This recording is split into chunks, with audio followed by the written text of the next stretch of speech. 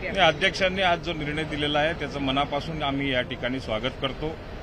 घटनेचं आणि कायद्याचा तंतोतंत त्यांनी अभ्यास केला आणि त्यांना असलेली अधिकार क्षेत्रातली मर्यादा ही सगळी डोळ्यासमोर ठेवून त्यांनी आजचा जो निकाल दिलेला आहे त्यामध्ये आम्ही राष्ट्रवादी काँग्रेस पक्ष म्हणून समाधानी आहोत. परंतु ज्या आपल्या याचिका होत्या पलीकडच्या आमदारांना अपात्र करा अशी मागणी करणाऱ्या त्या सुद्धा रद्दबातल केल्या. नाही, त्या बाबतीमध्ये 2019 पासून मुख्य प्रतोद म्हणून माझीच नियुक्ती झालेली होती आणि 2023ला आम्ही ज्यावेळेस सत्तेमध्ये सहभागी झालो, सत्तेत समावेश झाला, त्यावेळी सुद्धा मीच व्हीप कंटिन्यू असल्यामुळे आम्ही सुद्धा डिस्क्वालिफिकेशनसाठी या ठिकाणी पिटिशन दाखल केलेलं होतं.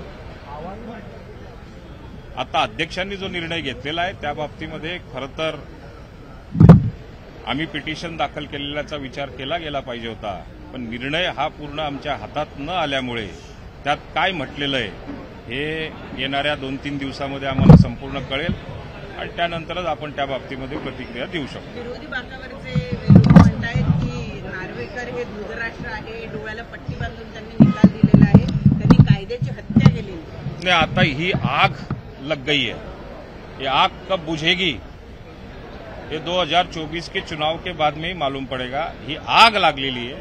आता त्या आगीमध्ये काहीतरी वेड्यासारखं बडबडावं लागतं आणि ते बडबडण्याचं काम काही नेत्यांवरती देण्यात आलेलं आहे.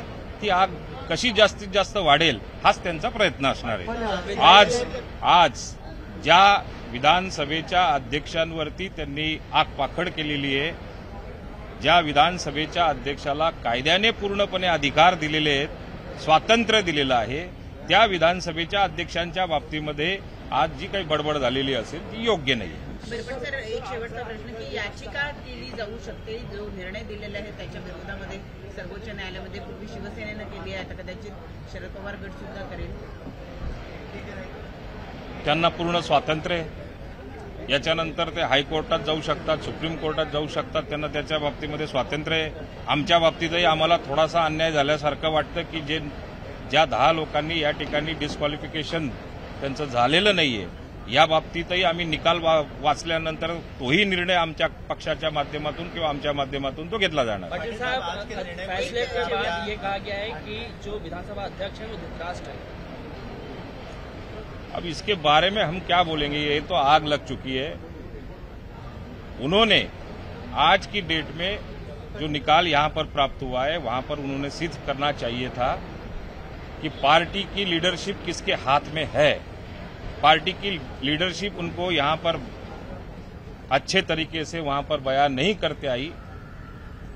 फिर अध्यक्ष के पास में एक ही इलाज था कि दो अलग अलग गुटों में रहने वाली पार्टी, इसके लीडरशिप के बारे में मैं फैसला नहीं कर सकता. तो उनके पास बेस एक ही था, लेजिस्लेटिव असेंबली में जो विधायक है, विधायक किसके साथ में है, उस बेसिस के ऊपर आज उन्होंने ये आज का निकाल दिया है. वाले मामले में उन्होंने कहा है कि जो 10वां शेड्यूल है वो लागू नहीं होता है एनसीपी वाले मामले में. ऐसे में जो शरद पवार ग्रुप है वो ये कह रहा है कि संविधान का मजाक बनाया गया है. नहीं, पहली बात तो 10 शेड्यूल आप एक तरफ रख दीजिएगा, लेकिन हमारा जो बेस था, जो लीडरशिप थी 10 शेड्यूल में आने के लिए, जो लीडरशिप थी वो लीडरशिप कानूनी तरीके से जो राष्ट्रवादी कांग्रेस पक्ष की घटना रहेंगी, उसके अंदर जो नियम रहेंगे, रूल्स रहेंगे, उसके मुताबिक वो हुई थी क्या, तो नहीं हुई थी. राष्ट्रीय अध्यक्ष से लेके ग्राउंड लेवल तक, ब्लॉक लेवल तक उसकी नियुक्ति नहीं, निवडणूक के द्वारा नियुक्ति नहीं हुई थी. तो लीडरशिप के ऊपर ही बेसिकली लीडरशिप ही इलीगल तरीके से थी. तो 10 शेड्यूल के बाद में तो उसके बाद जाना है. जो पार्टी का घटनाक्रम रहता है उसके अंदर राष्ट्रीय स्तर से लेके ब्लॉक लेवल तक जो चुनाव होके वहां पर पदाधिकारी नेमे जाने चुके रहने वाले थे, वो कभी वहां पर इलीगल तरीके से बैठे थे. तो 10 शेड्यूल उसके बाद में आने वाला है. पार्टी की लीडरशिप ही इलीगल थी. पार्टी के डिस्प्यूट को लेकर भी 2 बातें आ रही हैं. चुनाव आयोग का कहना है कि डिस्प्यूट सालों से था, यहाँ पर बताया गया कि कुछ महीनों से डिस्प्यूट था. डिस्प्यूट नहीं, बहुत एक मैं आपको खुले तरीके से बता देता हूँ. असंतोष जो बोले जाता है वो असंतोष काफी सालों से था, दबाया जा रहा था. पार्टी एक संग रहने को ना इस तरीके से कोशिश लगातार किए जा रही थी, लेकिन अभी पानी सर के ऊपर चले गया, उसके बाद में ये डिसीजन हो गया। एक प्रश्न असा होता विधानसभा अध्यक्ष आहे त्यांनी व्हीपचा कुठे उल्लेख केला नाही।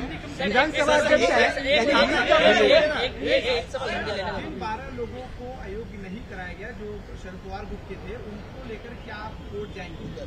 हम उसके बारे में अभी आज जो निकाल यहाँ पर अध्यक्ष महोदय ने यहाँ पर जो निकाल दिया है उसके बारे में डिटेल ऑर्डर 1-2 दिनों में हमारे तरफ आ जाएंगी। उन्होंने डिसमिस तो कर दिया है, लेकिन किस बुनियाद पे किया है इसके बारे में डिटेल्स अभी हमारे पास नहीं है, जरूर इसके बारे में सोचेंगे। विधानसभा अध्यक्षाने व्हीपचा वाचनात कुठे उल्लेख केलेला नाहीये, सूची 10चं आहे त्याचंही पालन केलं नाहीये आणि हा निकाल अपेक्षित होता। म्हणजे जसं शिवसेनेत झालं तसं या बाबतीत पण होणार असं अपेक्षित होतं, असं आधीच म्हटलं। तर हा निकाल एकतर्फी लागला असं वाटतंय तुम्हाला? नाही, आता हा निकाल अपेक्षित असण्याचं कारण म्हणजे काय, आमच्याकडे संख्याबळ नव्हतं का?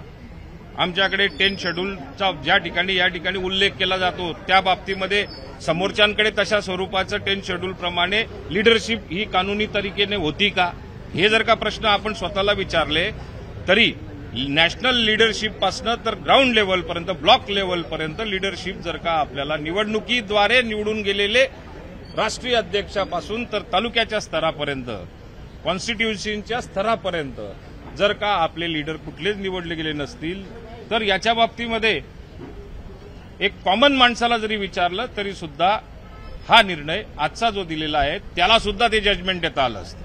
10व्या शेड्यूलचं हसं केलं आहे आजच्या निर्णयानं, असं जितेंद्र आव्हाड म्हणतात। हसू तर पक्षाचे लीडरशिप निवडतानाच वारंवार 2015 पासनं निवडणुका न घेता केवळ नेमणुका केल्या, हे हसू झालेलं आव्हाड साहेबांनी कदाचित ते सांगायला पाहिजे होतं।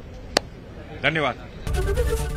एबीपी माझा, उघडा डोळे बघा नीट।